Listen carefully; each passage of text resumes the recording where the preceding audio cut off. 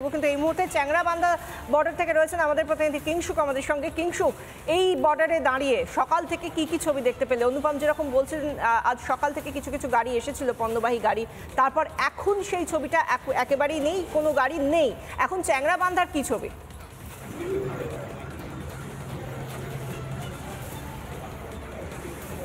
দেখো, তোমাকে বলি, চ্যাংড়াবান্ধা চেকপোস্ট দিয়ে মূলত পাথর বোঝাই গাড়ি ভারত থেকে বাংলাদেশে যায়। ছবিটা একবার দেখায়।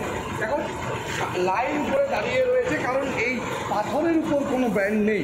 হ্যাঁ, কিন্তু যে সমস্ত পণ্যের উপর ব্যান্ড করে দিয়েছে ভারতবর্ষের সরকার, বাংলাদেশের অন্তর্বর্তীকালীন সরকার যে ধরনের কথা তার জেরে কড়াভাবে তার উত্তর দিয়েছে ভারত।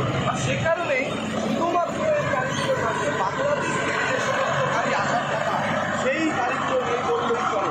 কড়া পহরা রয়েছে বিএসএফের পক্ষ থেকে। আরেকটা জিনিস তোমাকে আমি দেখাবো, তাহলে এই চ্যাংড়াবান্ধা বর্ডারে এখন নতুনভাবে ফেন্সিং দেওয়া হচ্ছে, বিভিন্ন বিষয় তৈরি করা হচ্ছে যাতে যে কোনো রকমভাবে প্রস্তুত থাকা যায়। এবং সবথেকে বড় কথা, তুমি দেখতে পাচ্ছ যে যে সমস্ত গাড়িগুলো বাংলাদেশে গিয়েছিল সেই ভারতীয় গাড়িগুলো এখন ফাঁকা অবস্থায় ফিরে আসছে, অর্থাৎ পণ্য কিন্তু নেই। যে সমস্ত পণ্য ছিল যেগুলো ব্যান্ড, সেগুলো আর আনা যাবে না।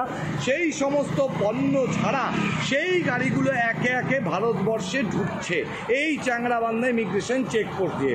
ইতিমধ্যে প্রহরা আরও বাড়ানো হয়েছে, প্রচুর বিএসএফ জওয়ান মোতায়েন করা হয়েছে।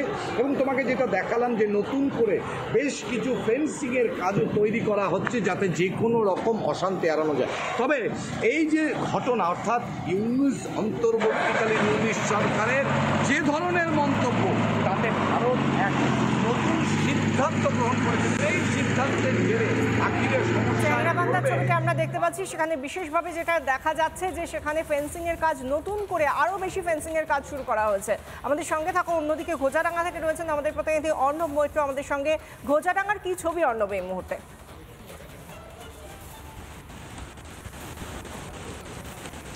দেখো বিশাখা, সকালের দিকে বেশ কিছু ভারতীয় যে সমস্ত ট্রাক, যে সমস্ত পণ্য নিয়ে যে সমস্ত ট্রাকগুলো ভারতের মধ্যে থেকে বাংলাদেশে যায়, অন্যান্য দিনের মধ্যে স্বাভাবিক অবস্থায় কিন্তু গিয়েছিল। কিন্তু যখন এই যে স্থগিত আদেশ যখন নির্দেশ যখন আসে, তারপর থেকে কিন্তু বাংলাদেশ থেকে এখনো পর্যন্ত কোনো পণ্যবাহী ট্রাক ভারতে কিন্তু সীমানা কিন্তু প্রবেশ করেনি। এই যে ট্রাকগুলো কিন্তু দাঁড়িয়ে রয়েছে, প্রতিদিনের মধ্যে কিন্তু আজও পর্যন্ত কিন্তু মানে ভারত থেকে কিন্তু পণ্যবাহী ট্রাক বাংলাদেশে যাচ্ছে, কিন্তু বাংলাদেশ থেকে এখনো পর্যন্ত কোনো পণ্যবাহী ট্রাক কিন্তু আসেনি। একদম পুরো বাংলাদেশের যে রাস্তা, সে রাস্তা কিন্তু একদম পুরো কার্যত শুনছে।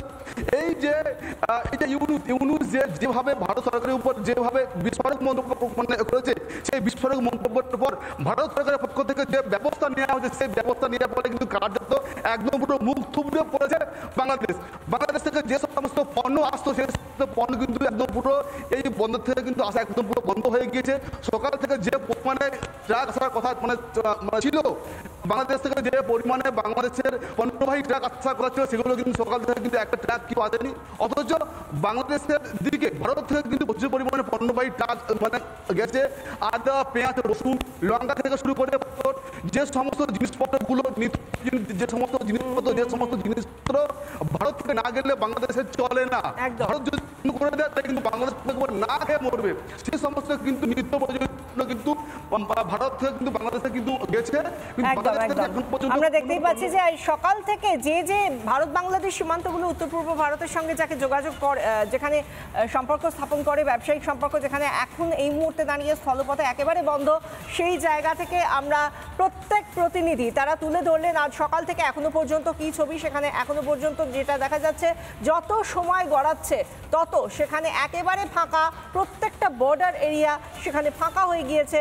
এই মুহূর্তে কোনো পণ্যবাহী গাড়ি ওপার থেকে আর এই মুহূর্তে আসার মতো জায়গায় নেই, কারণ ঘোষণা করে দেওয়া হয়েছে যে কোনো গাড়ি ঢুকবে না বাংলাদেশ থেকে ভারতে। এই জায়গা থেকে স্থানীয়রা কি বলছেন শুনুন।